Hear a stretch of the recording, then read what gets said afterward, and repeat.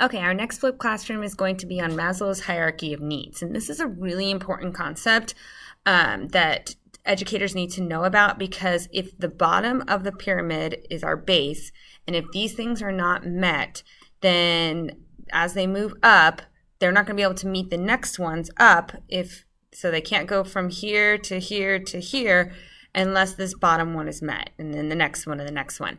And they're not going to be able to function in your classroom and do the things that they need to do if these needs are not met. Or as your child, they're not going to be able to be successful unless you meet Maslow's hierarchy of needs.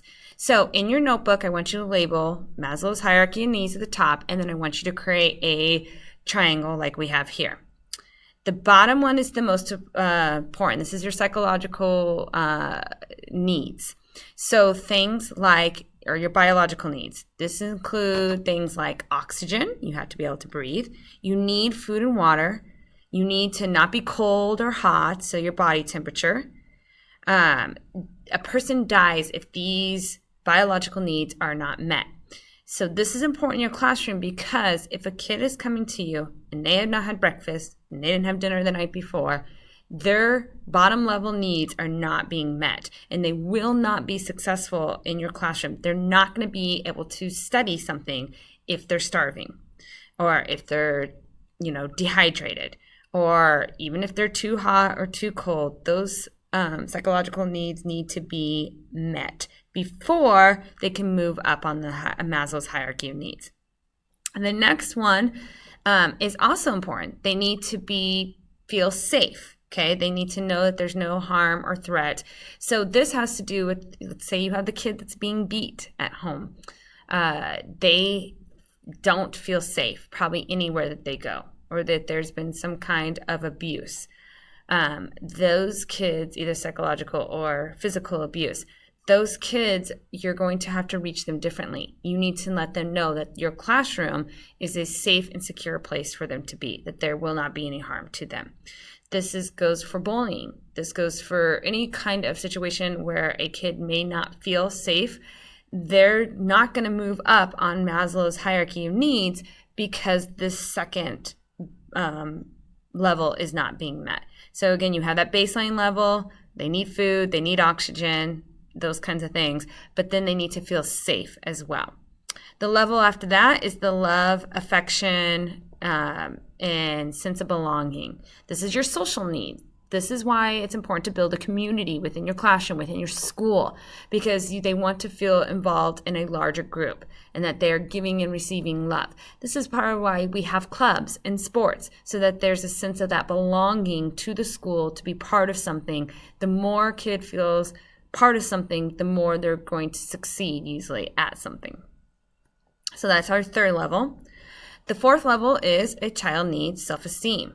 They need that self-respect. They need to feel good about themselves, and that self-confident. They need to feel valued by others. So this is a basic human need. So you as a teacher can fulfill that. You can make a student feel valued by the things that you say to them. So after they have their food and water, after they feel safe, after they have a sense of belonging or community, then their self-esteem will also build, and they will feel valued by others, like they're appreciated. The last one is the self-accusation. So this is an ongoing process, okay? This is when they develop that sense of commitment to something larger than oneself. So a cause. You have a sense of commitment to being a teacher, to helping others. Or maybe you feel passionate about some sort of community service. That is the self-accusation. You can't help others. You can't feel passionate about something until all these other things in the Maslow's hierarchy of needs are met. So this is a really important piece of development that in who kids are and who students are, is that they need to be made, that we need to make sure as teachers or parents that we're meeting all of these needs that are within us to be able to really flourish and learn in a classroom.